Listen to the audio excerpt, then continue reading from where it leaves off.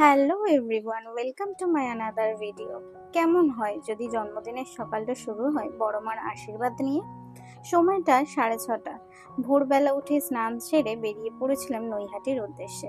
প্রথমে বাসে করে যাব যাদবপুর, তারপর যাদবপুর থেকে ডিরেক্ট টিকিট কেটে নিয়েছিলাম নৈহাটি।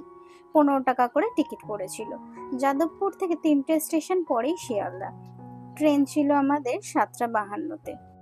কিন্তু যখন আমরা সাউথ প্ল্যাটফর্মে তখনই 7:47 বেজে গিয়েছিল। আর দৌড়ে দৌড়ে আমাদের ট্রেন ধরতে হয়েছিল নর্থে, নৈহাটি লোকাল।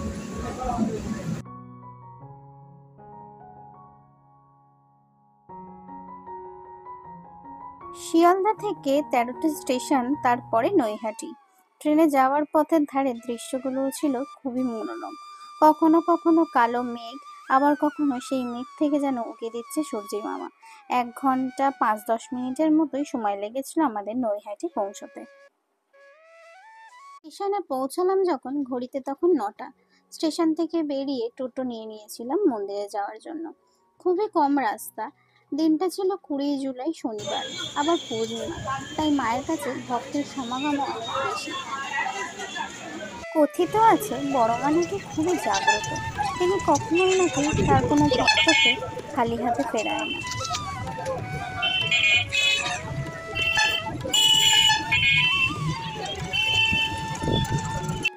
আমি আর মা ডালা কিনে লাইন দিতে এগোতেই দেখলাম যে সেই লাইন গঙ্গা পার অব্দি পৌঁছে গেছে। প্রায় 2 ঘন্টা আমাদের সময় লেগেছিল এই শয়ে শয়ে ভক্তের ভিড় কাটিয়ে মন্দিরে ঢুকে মায়ের কাছে পুজো দিতে।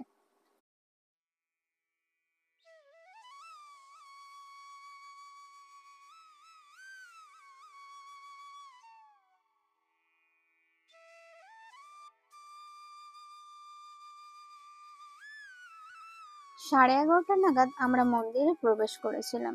যদিও মন্দিরের ভিতরে ফটোগ্রাফি নিষিদ্ধ, তাও সবাই ফটো ও ভিডিও করছিল। আমিও তাই মায়ের দর্শন করে আমার ইউটিউব বন্ধুদের মায়ের দর্শন করিয়ে দেওয়ার চেষ্টা করলাম।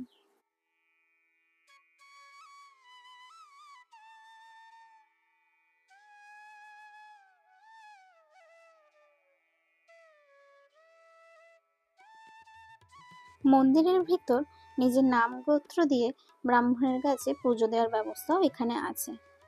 ভক্তদের ভিড়ে ও ঠেলাঠেলিতে ভিডিও ভালোভাবে করে উঠতে পারিনি।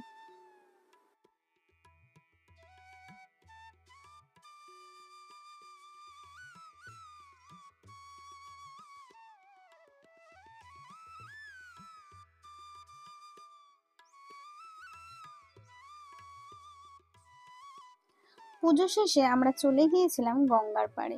এই ঘাটেই বড় মায়ের বড় মূর্তির বিসর্জন করা হয় কালী পুজোর সময়।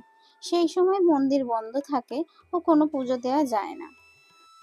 আজকের এই ভিডিওটি আপনাদের কেমন লাগলো অবশ্যই কমেন্টে জানাবেন। যদি ভিডিওটি ভালো লেগে থাকে তাহলে লাইক ও শেয়ার করে দেবেন ও সাবস্ক্রাইব করে চ্যানেলটির পাশে থাকার অনুরোধ রইল। দেখা হবে আবার অন্য কোনো ভিডিওতে। ততক্ষণ টাটা।